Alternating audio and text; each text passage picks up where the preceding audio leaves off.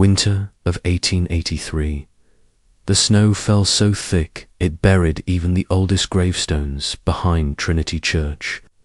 In the town of Elmridge Place, people said God had forgotten long ago. But it was during that very winter when a truth far more terrifying than any curse was finally unearthed. When the graves behind the chapel were exhumed under the orders of the Oregon State Police, no one, not even the most hardened skeptics, was prepared for what they would find. Over the course of 14 years, a total of 164 coffins had been buried in that cemetery, but not a single body was found inside. Only cold stones, dried straw, and rotting cloth, each arranged carefully to mimic the weight and shape of a human corpse. Church records confirmed that every single death had been insured. More than $400,000 had been paid out to families, a staggering amount at the time, worth tens of millions today. The question that would haunt investigators for decades was this: if the people buried there never actually died, where did they go? And who had convinced an entire community to believe in those fabricated deaths? By the way, what state are you listening from right now? Let us know in the comments. We'd love to hear where you're tuning in from. And if you enjoy true horror stories, real-life mysteries, and buried historical truths, don't forget to hit that subscribe button so you never miss the next tale. Tucked against the base of the Cascade Range in western Oregon, Elmridge was a small town wedged between unforgiving wilderness and mineral veins that had long begun to dry up. There was no real spring in Elmridge, only long, wet winters and bone-dry summers blanketed in silver dust.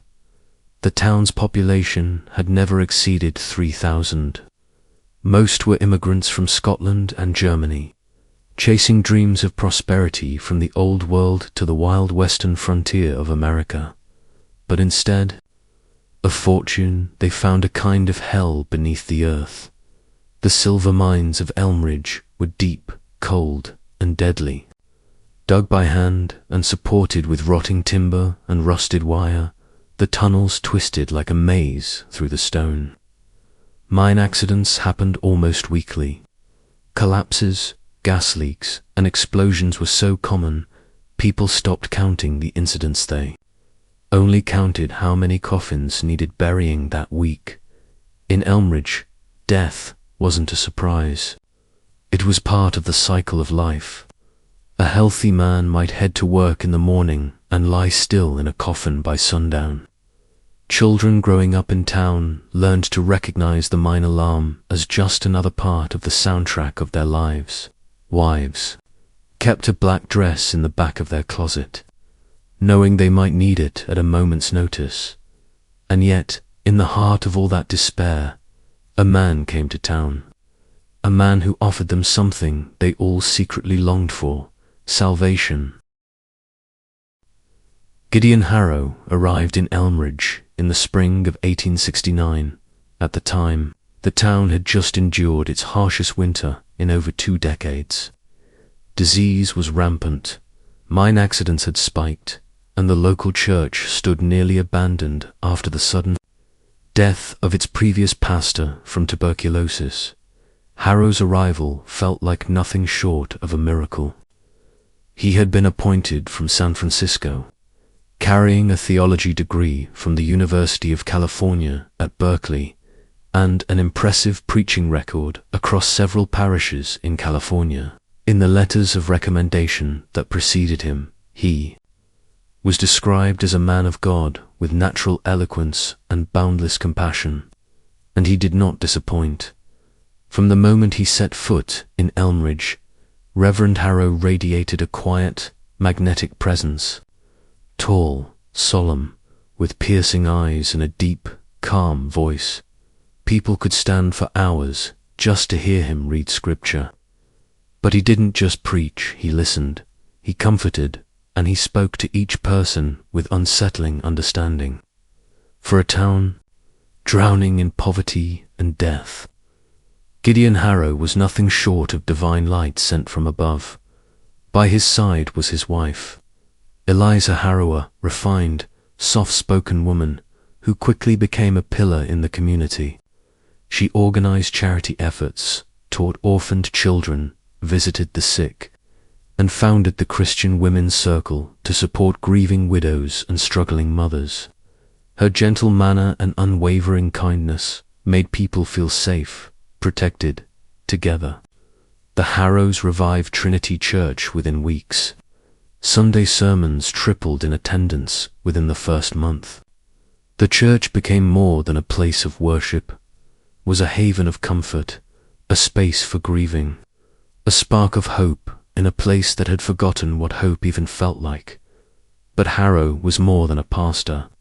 He became a mediator in family disputes, a burial guide for the unfortunate, and often the last hand someone would hold in the dim infirmary as they took their final breath. He came to know every corner of Elmridge, every story, every sorrow, with everything he gave.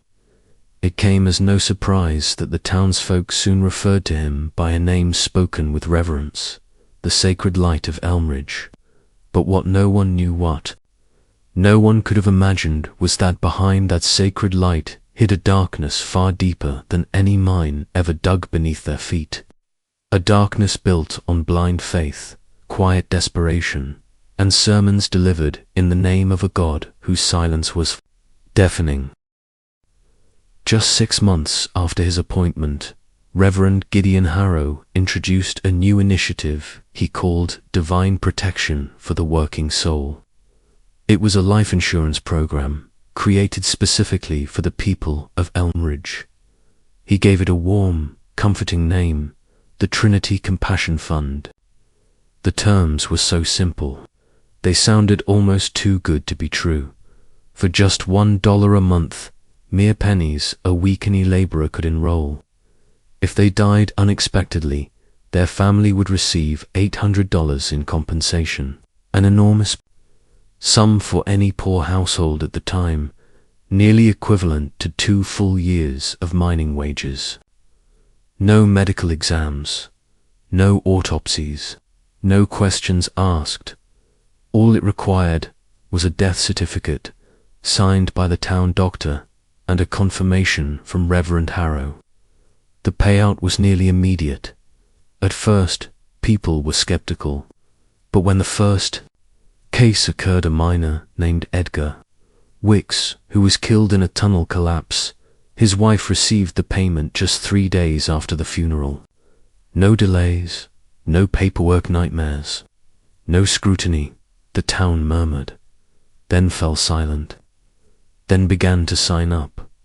Within 3 months, over 150 families had joined the program. By the end of the first year, that number had surpassed 300. Reverend Harrow never promoted the fund aggressively. He merely spoke softly during his Sunday sermons. The Lord saves souls. Yes, but he also calls upon us to care for the living left behind. He would personally visit the homes of the recently bereaved. He offered comfort, led them in prayer, and helped them complete the paperwork himself. To the people of Elmridge, there was no one more trustworthy than him. But while the townsfolk believed they were being protected, a machine had already begun to move, silent, cold, and ruthlessly precise. A system not designed to help the living, but to turn death into a commodity. In Elmridge, death was more than just sorrow. It was part of the town's rhythm, woven into daily life. And in that bleak world, 3 men held absolute power over the truth behind every passing. Gideon Harrow, the pastor, the soul of the town. He was the preacher, the mourner, and the last voice families heard by the graveside. With his solemn demeanor and words heavy with divine authority, Harrow decided who died a martyr and who had been called home by the Lord. Every time someone passed, he was the first to arrive not as a witness to death, but as someone who redefined what death meant. Dr. Lionel Strauss, the physician, guardian of life, and gatekeeper of death. Strauss was Elmridge's only doctor, trained in Baltimore, once stationed in Civil War field hospitals. He was quiet, clinical, and no one truly knew what he believed in, if anything. But one thing was certain: he never refused to sign a death certificate. Heart failure, acute pneumonia, internal bleeding, tuberculosis, the same familiar causes, written in tidy handwriting.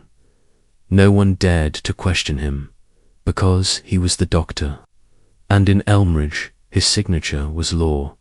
Victor Blaine, the undertaker, craftsman of death. Blaine ran the only funeral home for miles. A stocky man with hands like sculptors, tools, and eyes as cold as stone. He could prepare an entire funeral in hours, not days. But what made him invaluable wasn't his casket sit, was his discretion and his loyalty. Blaine never asked questions. He cleaned the bodies, embalmed them, dressed them, and sealed the coffins swiftly. If a grieving family asked why they couldn't see the face one last time, he would simply murmur, "The body couldn't be preserved. It's for everyone's peace of mind." And they believed him. 3 men, 3 roles that seemed separate, but together they formed a triangle of power, a perfect machine to legitimize any death, real or fabricated. One declared the soul had departed, one confirmed the body had ceased to live, and one buried the evidence forever. Together they built an impenetrable facade, and in the chilling silence of Elmridge, no one knew that death had become a business plan.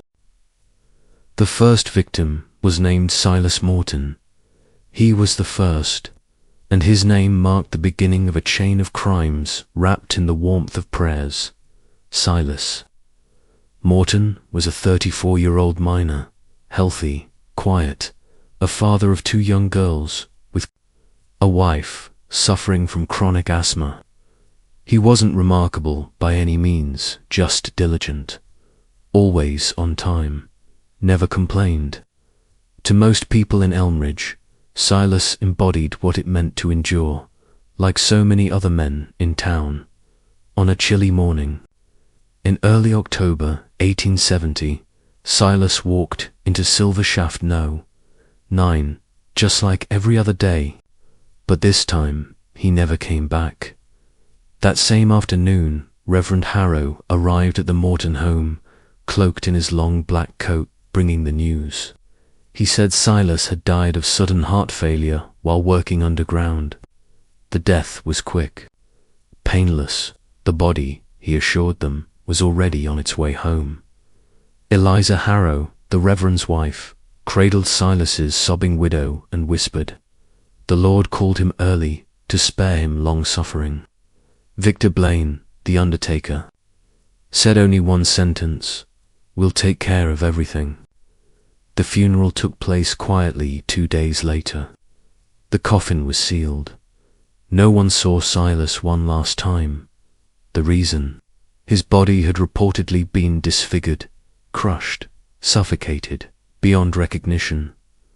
On the 3rd day, a check for $800 was placed into his wife's trembling hands. It happened so quickly, it left the entire town stunned. People started speaking of the church's insurance program like it was a miracle. One man lost, but a future given to those he left behind. No one knew that Silas Morton had never died.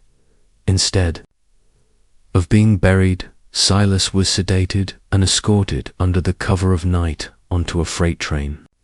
No name, no papers, no way back. His destination, Butte, Montana, where copper mines were desperate for workers. But this wasn't a job. It was modern-day slavery.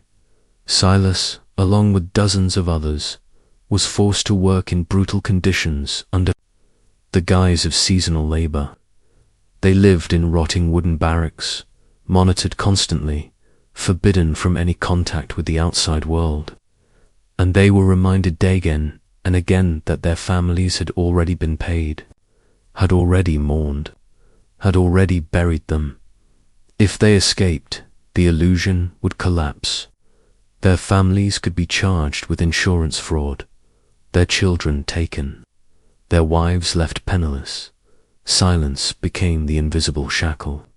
And Silas, Morton, once a devoted father, became a walking ghost, erased from all records, all memory, save for a single line in the funeral ledger of Trinity Church. Silas Morton, born 1836, died of natural causes. The Lord called him home into the silver-rich earth. After the fake death of Silas Morton, the model began to expand. But for a crime to endure for more than a decade without exposure, it could not have been a moment of madness. It had to be a system sophisticated, cold, and ruthless enough that even those involved didn't realize they were fueling a machine built for death. It began with selection. Gideon Harrow never targeted the strong, the well-connected, or the wealthy. He sought out the weakest soulsmen with chronic illness, coughing up blood through the night, men injured and no longer able to work, families drowning in debt and on the verge of collapse. He didn't approach them with authority. He approached them with empathy and faith. He whispered, as if bearing a message straight from God, "You can die once to save your family forever." In their despair, they didn't see the rope tightening around their neck. Once the prey agreed, or simply no longer had the strength to resist, de Blaine took over. As the sole undertaker of Elmridge, Blaine had turned the art of death into a flawless system. After the victim was sedated and smuggled out of town under the cover of night, a false body was prepared in the cold, silent room behind the funeral home. Blaine worked with dried straw, stones, sawdust, and moldy cloth to construct the shape of a human body. Small weighted pouches were placed to mimic the mass of real limbs. Dampened sawdust created the illusion of bodily leakage or decomposition. When the coffin was sealed, it held everything except a human being. Caskets were always closed within. Hours of the declared death. Families were denied a final viewing. The reasons: the body was too disfigured, or contaminated with dangerous bacteria from the mines. No one questioned it, because everyone trusted Harrow, and Strauss, and Blaine. They were the holy trinity of Elmridge's power. To justify the rising death count, Harrow began sowing the seeds of a new theology. In his sermons, he spoke not just of life after death, but of noble sacrifice, that some souls were called by God early so that their families could live better lives. He called them earthly martyrs. When too many passed away within a short time, Harrow and Dr. Strauss would whisper of a strange respiratory illness or the return of deadly microbes from deep within the mines. People grew afraid of the coffins, afraid of the disease, and they rushed to bury their dead eager to escape the invisible threat hanging in the frozen Elmridge air. But no one knew. These deaths were the lifeblood of a criminal machine, a machine wrapped in prayer, guided by scripture, executed with the precision of counterfeit corpses. One by one, fathers, husbands, sons, vanished not through sickness, but through design. Coffins filled with stones, sawdust, and mouldy straw. Tears fell into empty graves, and from the pulpit, Gideon Harrow whispered sweet promises of heaven. But that heaven was being built on the backs of hundreds of shackled souls, hundreds of miles away, where the roar of copper mines, the crack of leather whips, and the weight of despair had long drowned out the voice of any god. Once the coffin was buried and the tears had dried, the person declared dead began a new life, not in heaven, but in the depths of hell. Men who had once been fathers, husbands, and providers, who had names and memories and homes, were now reduced to nothing more than commodities. After being drugged and secretly loaded onto trains in the dead of night, they were transported hundreds of miles across forests and mountain passes, two places so remote they barely appeared on any map: copper camps in Montana, the Red Rock Canyons of Nevada, and the soot-choked coal mines deep in the Utah desert. There, they were handed over to Reverend Harrow's partners, mine owners who didn't care for names, only for labor. As long as the paperwork showed these men no longer legally existed, they were perfect workers. New identities were issued on arrival. Fake files were created the same day they stepped off the train. They became a number, meaningless alias, scribbled onto a dusty payroll ledger.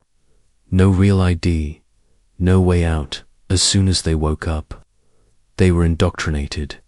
They were told their families had received the insurance payout, that by law returning home would mean prosecution for them and for their loved ones, that going back would not save anyone.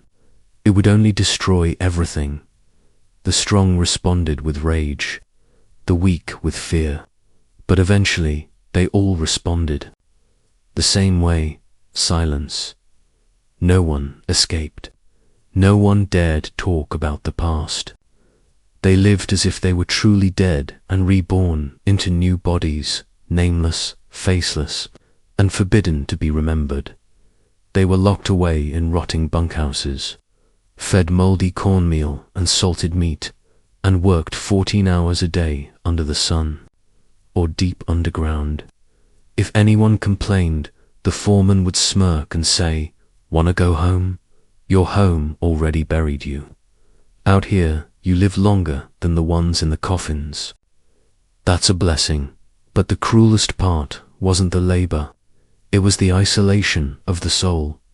No letters, no news, no contact.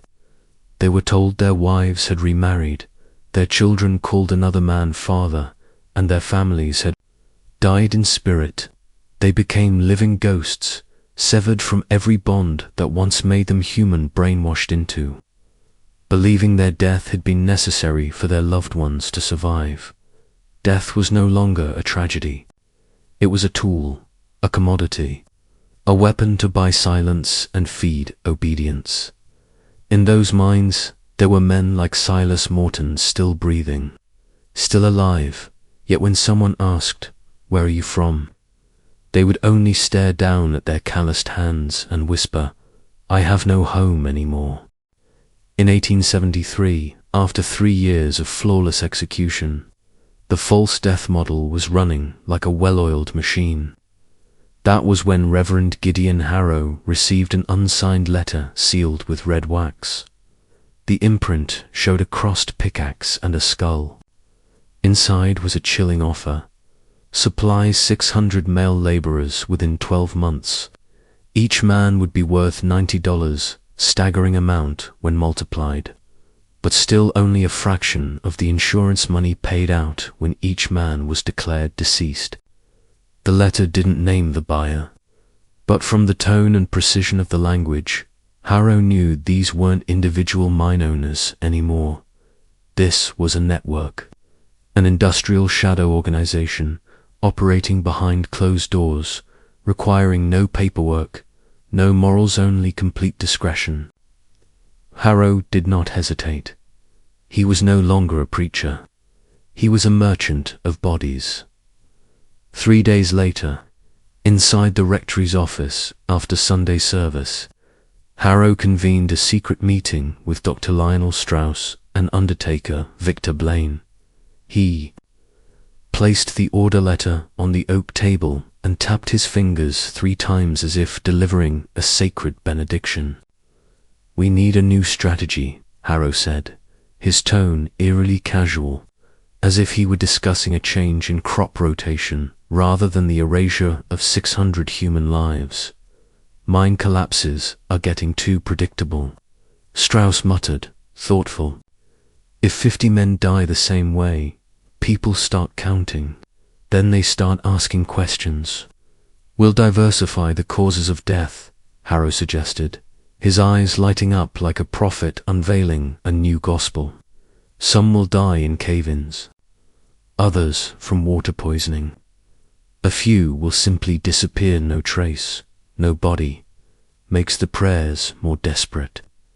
What about the bodies? Blaine asked, rolling a length of coarse twine between his fingers, the same kind used to bind shut a coffin. I can simulate burn victims. We can say they died in boiler explosions or cabin fires, or drowning, Strauss added. I'll sign off on seizures leading to accidental submersion. The deal was sealed. 600 able-bodied men would be declared dead over the course of 1 year. They would be selected from nearby towns, sanatoriums, and even small borderland jails. Each would be legally erased, buried in coffins filled with straw, rocks, and sawdust, and then shipped off like livestock to the hellish mines of the Northwest. With the money earned, Harrow renovated the church. Marble replaced the creaky wooden floorboards. Stained glass windows were installed, depicting saints who had sacrificed for the community. A new parish hall was built, crowned by a bell forged from pure copper. From the pulpit, he preached about faith in action and quiet sacrifice. And the people of Elmridge, lulled by prayer and insurance money, continued to mourn those they didn't realize were shackled hundreds of miles away, choking on dust and darkness. The contract had been signed. The crime was now a business. And Harrow, the man once called the Holy Light of Elmridge, had become the high priest of a slaughterhouse for souls, fueled by faith, profit, and fear. The disappearance of Robert Elkins happened quietly in the early winter of 1874. It was recorded as a mining accident in Dr. Strauss's medical log, a cave-in at 2 o'clock in the morning. No body was recovered, but according to co-workers, Robert had fallen just before the rocks sealed off the tunnel. The funeral was swift. With no body, only a sealed coffin covered in wax sat at the center of the church, draped in a white linen cloth. Reverend Harrow told the congregation that some deaths don't require a body because the soul, he said, had already been received by God before the flesh had time to decay. Sarah Elkins, Robert's wife, sat in the front row, clutching a torn handkerchief in silence. 3 days later, she received a letter, no stamp, no postmark. The sender called himself a brother in faith and claimed that Robert's soul had been transformed in Colorado, where those chosen by the Lord are building a new community, sacred, laborious, and pure. The letter said Robert had not died. He had been called away not to heaven, but to a higher form of trial, the untamed western frontier, where the chosen lived like disciples from the New Testament. No one was allowed to write or receive letters. They lived off the grid, without fixed addresses, but they were happy, and Robert deeply hoped Sarah and the children would soon join him in faith. 3 months later, Reverend Harrow visited Sarah on a damp, rainy morning. He spoke gently, saying Robert had arranged everything before he went to meet the Lord that he wanted his family to follow. That out west there were farms in need of hands, churches in need of believers, and a life free from the corruption of materialism. Sarah didn't answer right away, but her heart had died the day Robert was declared missing. She had nothing left to hold on to. So she nodded 4 days later. She and her 2 children, a 6-year-old boy and a 3-year-old girl, were loaded onto a covered wagon with white canvas. No one knew their destination. Neighbors waved goodbye in the rain, believing they were heading for a better place. No one knew they had vanished from Elmridge for good. Not long afterward, Another letter arrived again. No stamp, no signature announcing that the Elkins family had found eternal rest in the peace of the kingdom of heaven, where pain, poverty, and sorrow no longer exist. Only Harrow, Strauss, and Blaine knew the truth. There was no heaven waiting in Colorado. Only a labor camp tucked into the freezing hills where men were shackled, women worked themselves to the bone in kitchens and textile sheds, and children dug soil, hauled stone, and grew up without anyone knowing their real names.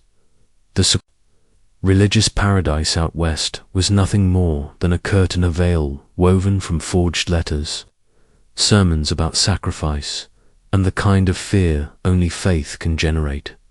And after the Elkins family, a new phase of the model began to spread. The phase where they took entire families. After successfully orchestrating the disappearance of several families like the Elkins, Reverend Gideon Harrow came to a chilling realization. If death could be faked, then so could religion. He was no longer just a pastor. He had become the founder of a phantom faith, one with no church, no official scripture, and no traceable origin, existing only through handwritten letters no one dared to question. He named it the New Flame Fellowship, a supposed religious migration movement, claiming to be building a settlement in the western mountains of Colorado. According to Harrow's sermons, its followers lived in isolation, preserving a pure and untainted faith, away from the corruption of the modern world. Whispers of the new flame began to weave into his Sunday sermons. He spoke of families from the congregation who had given up everything to follow God's call to live in the wild, labor and pray, and await the day of reckoning. The terrifying part, no one questioned it, because true faith is something you cannot prove, but also cannot disprove. Those who disappeared weren't called missing. They were called away. Empty homes weren't considered abandoned. They were transformed. And prayers were no longer for the dead, but for those living in the light. Neighbors didn't ask questions. They whispered. They were chosen. The police didn't investigate because there were no signs of a crime. Just letters filled with holy language, describing a new life out west where the sun shines. Gardens are hand-planted, and nobody needs money, just faith. A place where children sing hymns instead of attending school, where men build chapels with bare hands, where women stitch scripture into coarse linen. No one knew it was all a lie. The New Flame Fellowship didn't exist.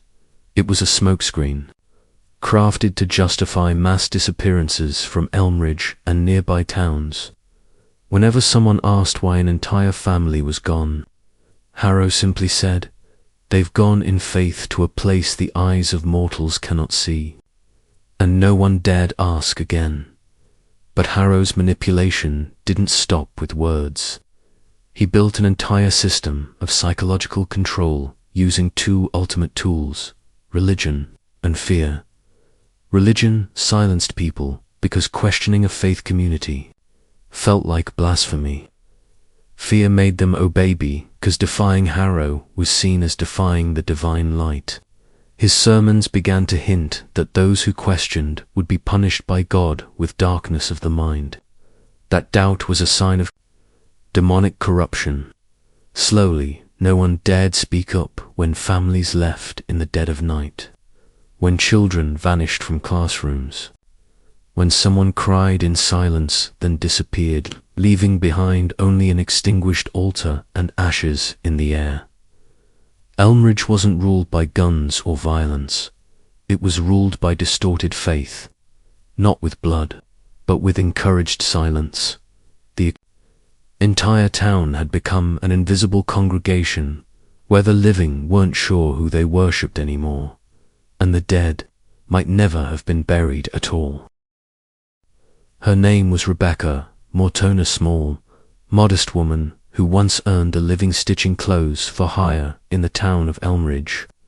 3 years earlier, her husband, Silas Morton, had been declared dead following a reported collapse in one of the town's silver mines. The funeral had been modest, no body, just a hastily sealed coffin and a tearful sermon delivered by Reverend Harrow. 3 days later, she received a payout from the Trinity Mercy Fund, just enough to raise their children for a little while longer. She didn't ask questions, she didn't dare. In Elmridge, suspicion was treated as blasphemy. For a widowed woman, silence and gratitude were the only acceptable forms of mourning. Still, something deep inside Rebecca never settled. A quiet unrest, a sense that something had been buried, but not her husband. Everything changed on a humid summer evening in 1875. Rebecca was unwrapping a shipment of fabric sent from a supplier in Boise, Idaho.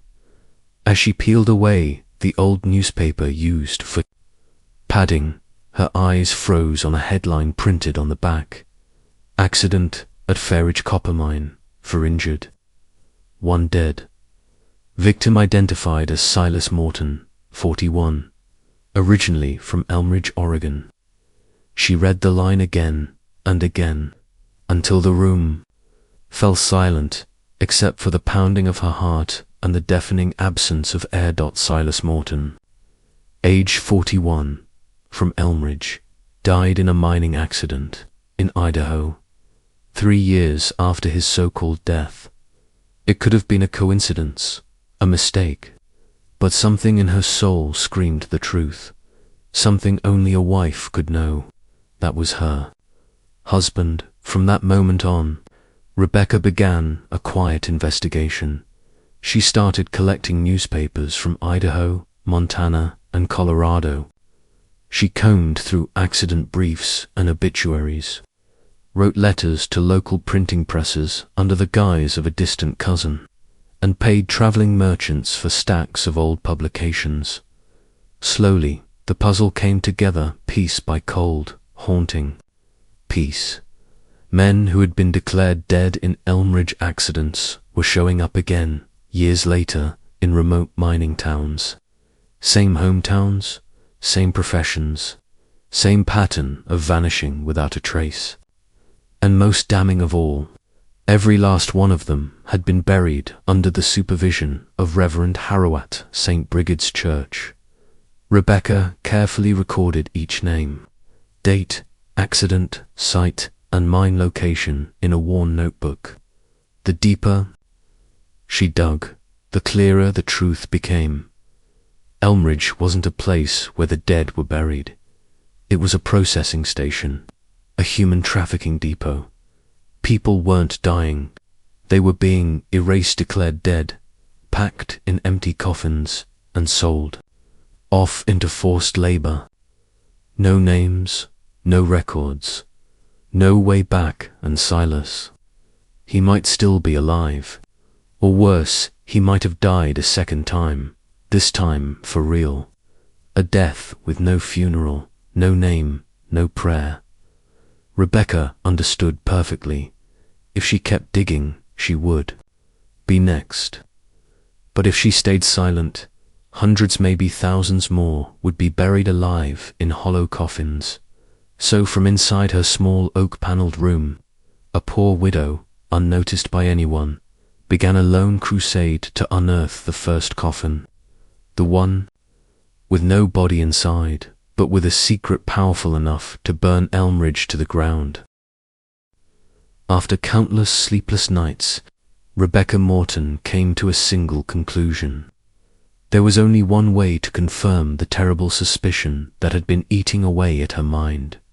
The truth was buried underground, not in Reverend Harrow's sermons, not in the insurance papers, but beneath the cold, damp earthware her husband and hundreds of others had supposedly been laid to rest on a fog-soaked night in November 1875, with the entire town of Elmridge sound asleep and St. Brigid's cemetery swallowed in mist, Rebecca and her younger brother, Daniel Morton, crept through the rusted iron gate. They carried only shovels and oil lamps, and the kind of resolve that only comes from despair. No one knew they were there to disturb what the entire community had accepted as absolute truth. They didn't dig up just one grave. They dug 7. 7 men. 7 names Rebecca had traced through accident reports from remote mining towns in the West. All men officially declared dead in Elmridge. All buried in neat rows beneath hand-carved headstones engraved with quiet Bible verses.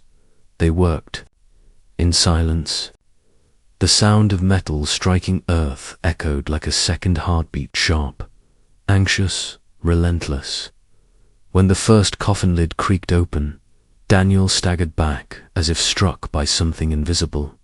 Inside, no body, just a heap of old cloth, river, stones, and sawdust packed into the shape of a man. Rebecca said nothing.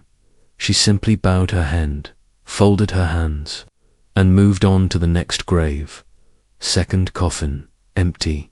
3rd coffin. Carefully arranged materials, again buttons, an old pair of boots, and scraps of fabric soaked in preserving chemicals to simulate the smell of decomposition. By the 7th, Daniel was quietly sobbing. 7 graves, 7 coffins. Not a single body. Each was a carefully crafted death prop, part of a grotesque ritual the entire town had unwittingly consented to. Rebecca knew, in that moment, this was no longer an isolated fraud. It was a system, a machine powered by trust, cloaked in faith, and oiled by fear. But grave digging was only the beginning. Rebecca understood something crucial. Emotion wouldn't be enough. She would be silenced, or worse, branded, a blasphemous lunatic unless she had proof. And so, she began collecting evidence. She gathered condolence letters sent to families after funerals, most unsigned, without postmarks, all written in the same feigned, trembling script of a devout soul.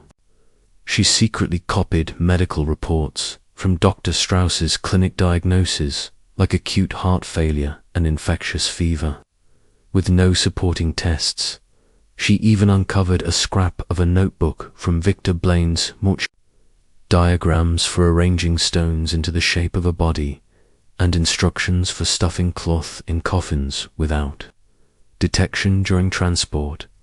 Each piece of evidence was a shovel stroke into the mass grave of truth.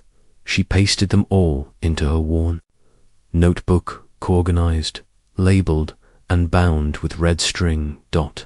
As the pages filled, Rebecca no longer saw herself as a grieving widow.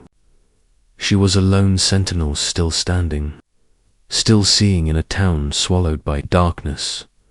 She knew now she wasn't just investigating a fraud.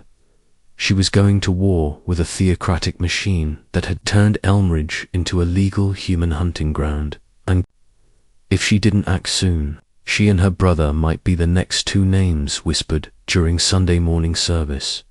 2 more souls called home by God and buried in coffins full of lies. When Rebecca Morton stepped into the small clinic behind the church, the sky had not yet lightened.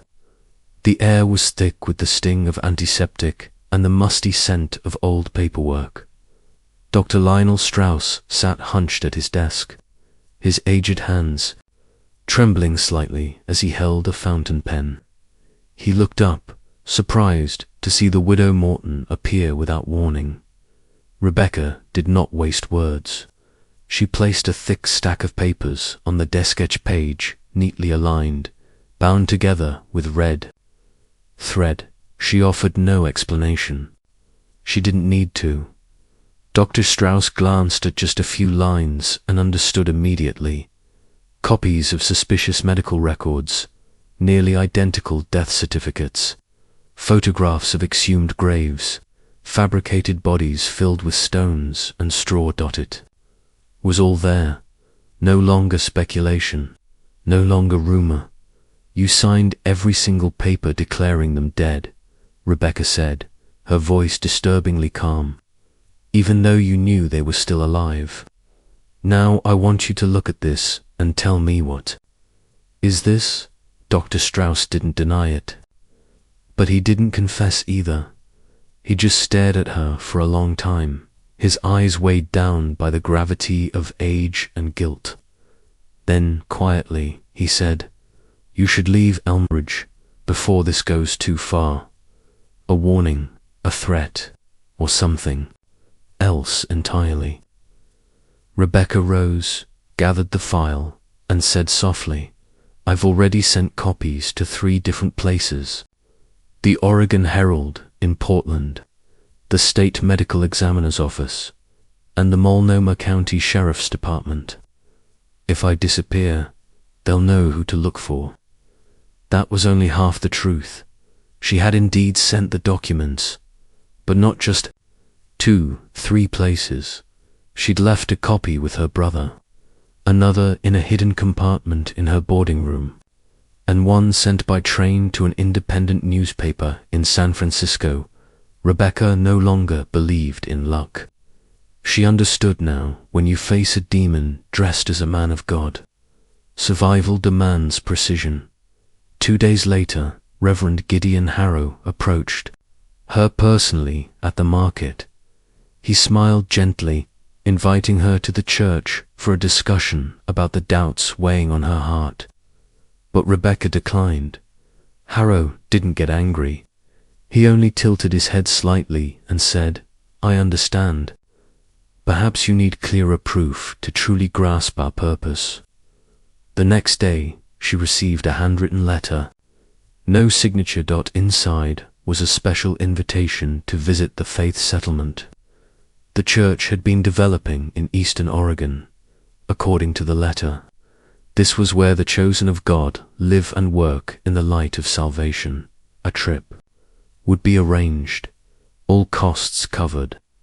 She would be escorted personally and have the chance to meet loved ones once presumed dead.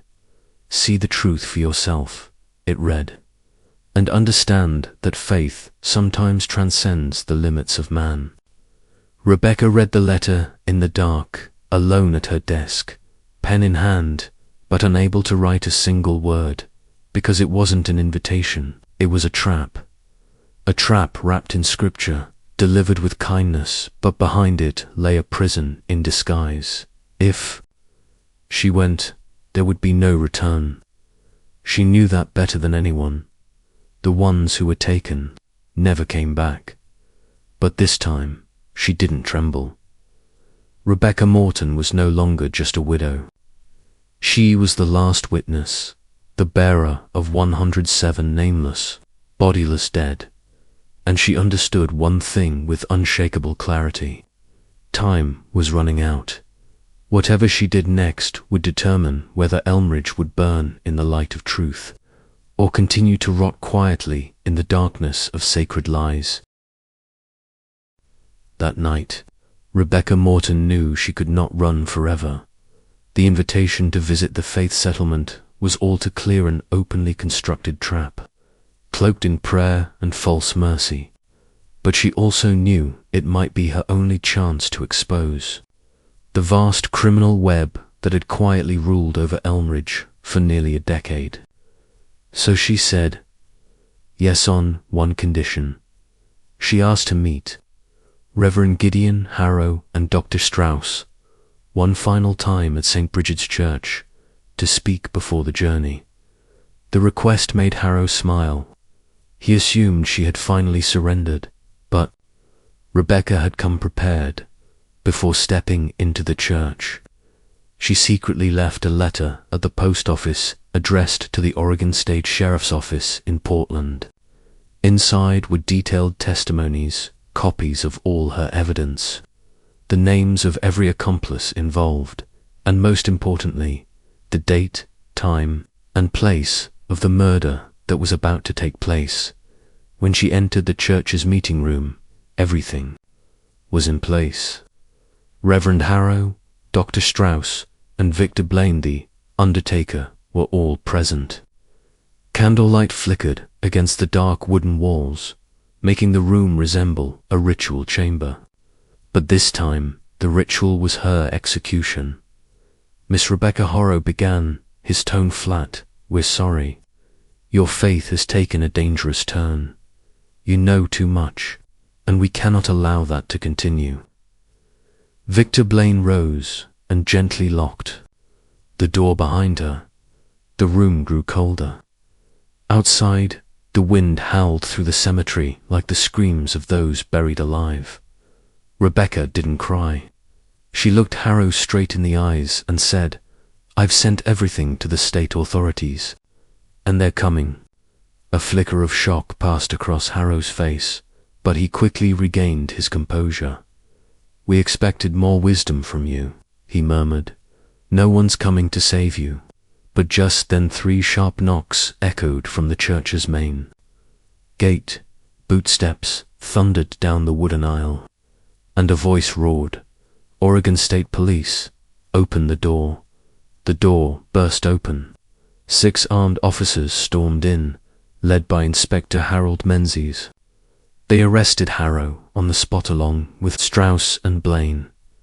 The weapons aimed at the once untouchable men who had ruled Elmridge from the shadows froze the entire room in silence. Rebecca stepped back, leaning against a pew, her chest heaving with fear and relief. She had survived. And not just survived. She had won. The statewide investigation began that very night. Police uncovered the full operation, from forged death certificates signed by Dr. Strauss, to false corpses prepared by Victor Blaine, to the labor camps hidden deep in Oregon's mountains, where hundreds of dead men had been renamed, imprisoned and worked to the bone. At the camps they found over 30 living victims, including Silas Morton, Rebecca's husband, thin, injured, and dazed. He could barely believe his eyes. "I thought you'd forgotten me," he whispered. But Rebecca only held him tight, saying nothing. The first tear of her long, blood-stained journey finally fell. Harrow was charged with massive insurance fraud, kidnapping, forced labor, and conspiracy to commit murder. Strauss and Blaine accepted plea deals in exchange for full cooperation, revealing the locations of the remaining camps. Among Harrow's personal notes, police discovered a list of over 600 names, people who had been declared dead in Elmridge, but never truly laid to rest. Rebecca Morton became the key figure in the trial, a widowed seamstress, once invisible, who brought down an entire criminal empire built on religion, medicine, and law. Thanks to her courage, the town of Elmridge, which once knew only how to bow its head and pray, was finally forced to confront the darkness it had so long worshipped. The trial of the case known as the Elmridge Church and the 600 empty graves took place in February 1876 at the federal court in Portland, Oregon. The grand hall of the courthouse was packed with journalists, townspeople, and relatives. Of the victims, those who once believed they had buried their loved ones in peace, only to now learn that no body had ever existed. Reverend Gideon Harrow entered the courtroom dressed in deep black, chin held high, his gaze come still carrying the air of a man used to preaching every Sunday morning. But this time he did not ascend the pulpit. He sat at the defendant's bench, facing a list of charges so long that even his own lawyer refused to read it aloud before the press. The charges included large-scale insurance fraud, organizing a federal forced labor network, systematic kidnapping, falsification of medical and funeral documents, conspiracy to commit murder, and attempted witness elimination. Each charge was accompanied by hundreds of pieces of evidence. Every copied document rang like a warning bell about faith being corrupted, and each witness was a living fragment of the collective nightmare. Harrow had orchestrated. Dr. Lionel Strauss, once the trusted physician of the entire town, testified that he had mistaken his actions as service to the community. But the prosecutor made it clear Strauss's role was to legitimize false deaths, enabling a sophisticated human trafficking ring. Victor Blainer, undertaker, who had nailed shut hundreds of coffins, filled with stones instead of flesh initially, remained silent. But after 3 days in solitary confinement, he confessed everything: the methods for shaping fake corpses, the purchase of materials like shrouds, sawdust, and pebbles, and the direct instructions from Harrow on how to falsify diverse causes of death to avoid suspicion. The verdict was delivered in a courtroom heavy with the stillness of a real funeral.